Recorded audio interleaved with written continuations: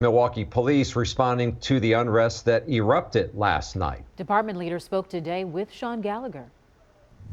Milwaukee police are speaking out against what happened yesterday near 40th and Lloyd, saying any positivity that was made in prior protests took a big hit yesterday. I think that the group of people that were there were totally wrong in what they did, to take action into their own hands on misinformation. Chief Alfonso Morales says the group that ended up outside of a home near 40th and Lloyd were reacting to a rumor about the home being used for sex trafficking, where people believed two teenage sisters were being held. We did not come up with any facts on what the crowd was there for.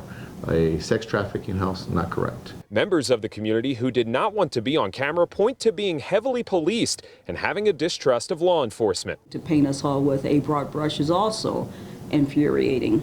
I believe that there are many of us out here on the street every day who have integrity and who believe in working with the community, and we love this community. Assistant Chief Regina Howard was disheartened to hear people did not believe them when they said the home was not being used for sex trafficking. We are all parents here, and there's no way any of us would want a sex offender or some sort of trafficker running around the community with impunity, snatching kids and taking kids off the street. That means that we're putting all of our children in jeopardy willfully, and I don't think any one of us is willing to do that. The crowd began to grow when protesters arrived from a nearby demonstration who were marching with a message of police reform in the name of George Floyd's death. What does yesterday do to that message? I think this group lost credibility by doing what they did yesterday. In total, 3 people were shot, plus 10 officers and 1 firefighter were hurt.